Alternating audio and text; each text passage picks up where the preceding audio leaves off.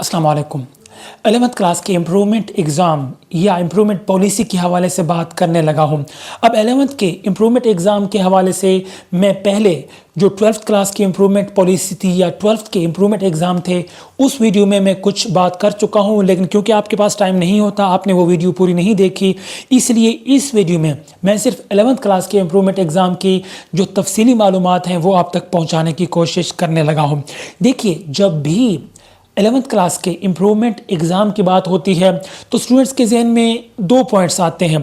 पहला ये कि इम्प्रूवमेंट एग्ज़ाम क्लास 12th के इम्प्रूवमेंट एग्ज़ाम अलग से होंगे, कब होंगे, क्या सिलेबस होगा, इस तरह के क्वेश्चंस पूछे जाते हैं। पहला सवाल ये आता है कि अलग से शायद 11th क्लास का इम्प्रूवमेंट का एग्ज़ाम लिया जाएगा। दूसरा पॉइंट, दूसरे स्टूडेंट्स वो हैं जो ये सोचते हैं कि जब वो नेक्स्ट ईयर 12th क्लास के एनुअल एग्ज़ाम देंगे तो वो 12th के एनुअल एग्ज़ाम के साथ साथ अपनी क्लास 11th को भी इम्प्रूव करेंगे या कर सकते हैं। देखिए, सबसे पहले तो मैं ये पॉइंट क्लियर कर दूं कि 11th क्लास के इम्प्रूवमेंट एग्ज़ाम अलग से कभी नहीं लिए जाते। देखिए, साल में दो एग्ज़ाम होते हैं, एक फर्स्ट एनुअल एग्ज़ाम, दूसरा सेकंड एनुअल एग्ज़ाम। आपको अगर इम्प्रूवमेंट करनी है किसी भी क्लास की, वो इन्हीं दो एग्ज़ाम्स में आप करेंगे। तो एक बात आप क्लियर कर लें, अपने जहन में बिठा लें कि 11th क्लास का अलग से कोई इम्प्रूवमेंट एग्ज़ाम नहीं होता। ये बात तो यहाँ पे ख़त्म हुई।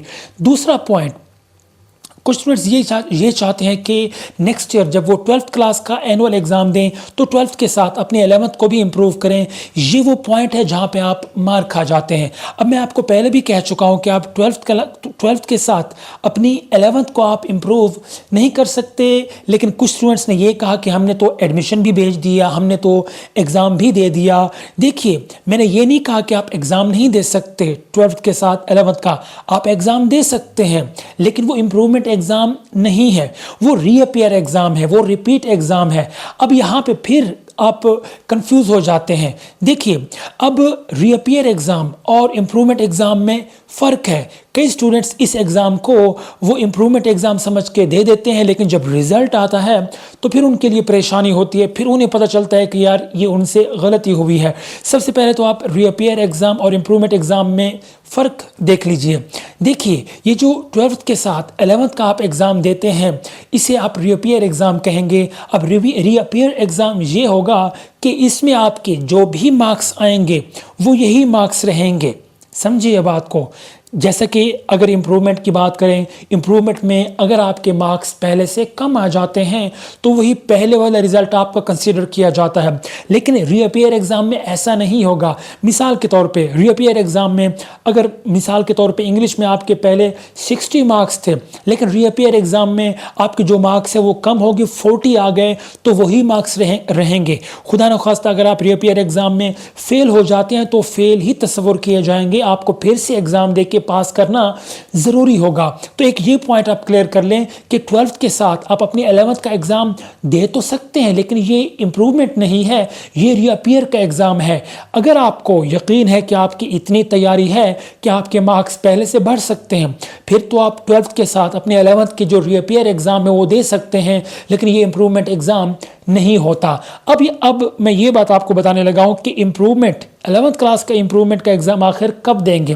देखिए, जब आप 12th क्लास का एग्ज़ाम दे देंगे, क्लियर कर लेंगे, पास कर लेंगे, 12th के बाद आप अपनी सिर्फ 11th को इम्प्रूव कर सकते हैं, क्योंकि 12th के बाद जो इम्प्रूवमेंट पॉलिसी है वो आपके लिए तमाम चांसेस, तमाम जो आपके लिए वो जो ऑप्शंस है वो ओपन हो जाती हैं।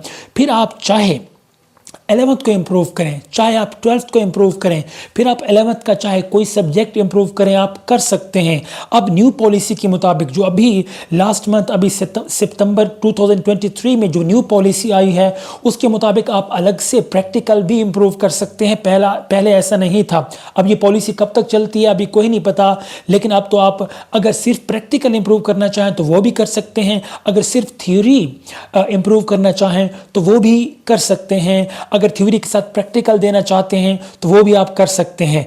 12th के बाद आप अपने 11th को इम्प्रूव कर सकते हैं, और इम्प्रूवमेंट करने के लिए तमाम सब्जेक्ट्स में पास होना ज़रूरी है, क्योंकि ये बात मैं यहाँ पे इसलिए करने लगा हूँ कि कई स्टूडेंट्स ऐसे थे जिनकी सप्ली थी लेकिन वो चाह रहे थे कि वो इम्प्रूवमेंट का एग्ज़ाम दे। देखिए, सप्ली अलग से एग्ज़ाम है। सप्ली जब तक आप पास नहीं करेंगे तब तक आप इम्प्रूवमेंट का एग्ज़ाम नहीं दे सकते। अगर आपकी सप्ली आ जाती है तो पहले आपको सप्ली क्लियर करनी होगी, सप्ली के बाद आप अपना इम्प्रूवमेंट का एग्ज़ाम दे सकते हैं। इम्प्रूवमेंट का एग्ज़ाम देने के लिए ज़रूरी है कि आपके तमाम सब्जेक्ट्स पास होना ज़रूरी है। उम्मीद है ये पॉइंट्स आपको क्लियर हो चुके होंगे। अगर फिर भी कोई क्वेश्चन है या कोई कन्फ्यूजन है इस हवाले से 11th क्लास के इम्प्रूवमेंट पॉलिसी के हवाले से, तो आप पूछ सकते हैं। और अगर सिलेबस की बात की जाए तो जो इम्प्रूवमेंट वाले जो स्टूडेंट्स हैं उनका सिलेबस वही होगा जो कि आपने फ्रेश एनुअल एग्ज़ाम में जिस सिलेबस को फॉलो किया था वही पेपर पैटर्न होगा। ना ही आपका सिलेबस बदलेगा, ना ही आपका पेपर पैटर्न बदलेगा।